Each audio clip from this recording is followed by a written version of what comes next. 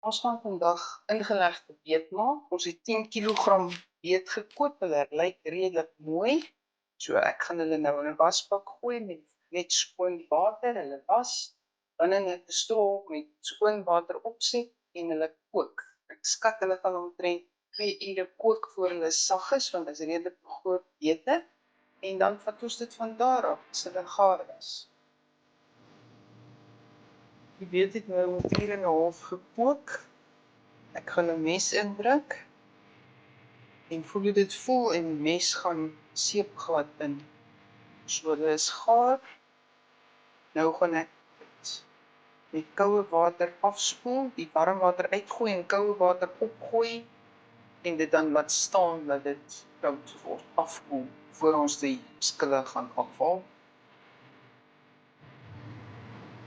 Die skilletjie is redelik los, maar so party plekke moet mens hom maar so krappie gee om af te kom.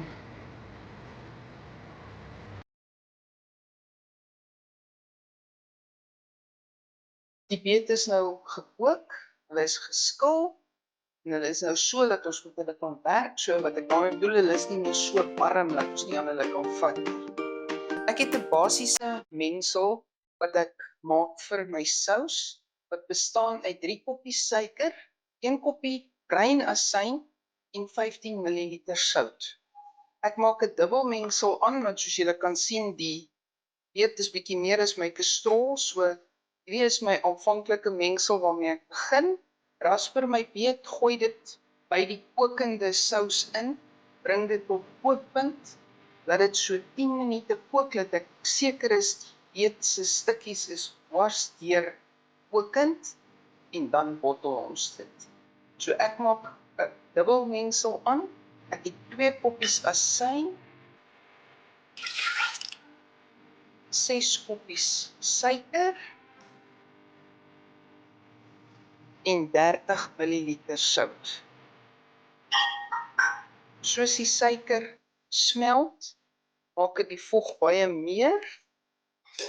Ek gaan dit nou op die stoof sit, dit roer tot dit kook en dan gooi ek my gerasperde beet by tot dit die verhouding van die sous en die beet vir my reg lê.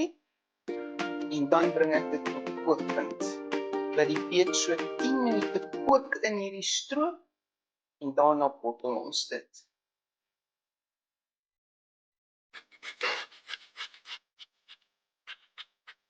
Die suiker is nog nie gesmelt nie, so ek wil dit net roer laat dit smelt voor dit kook.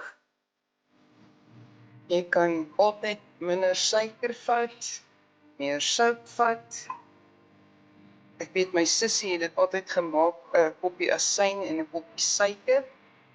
Maar dit is vir my en my gesin dan te suur. Ons hou daarvan dat hy meer 'n soet-suur smaak het.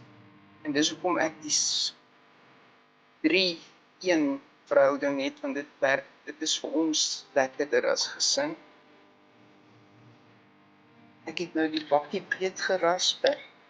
Soos julle kan sien, hy het sy eie vog ook by.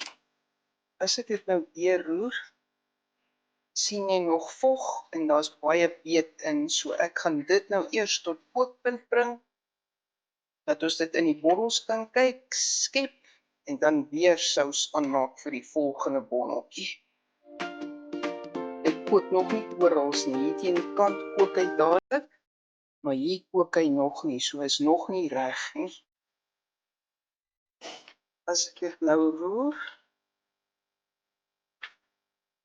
en dit bly borrel terwyl ek dit roer en as ek ophou, begin dit dadelik borreltjies maak, is hulle reg om ingeskep te word.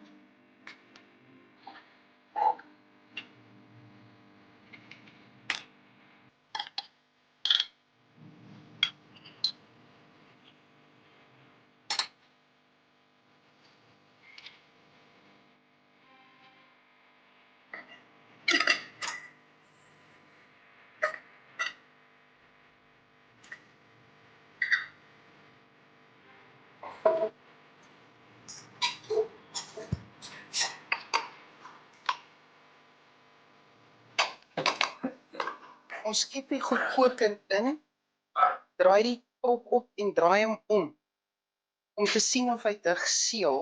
As die lugbobbeltjies opkom wat hier bo kom lê, dan weet jy die prop suig lug en hy het nie te geseël nie.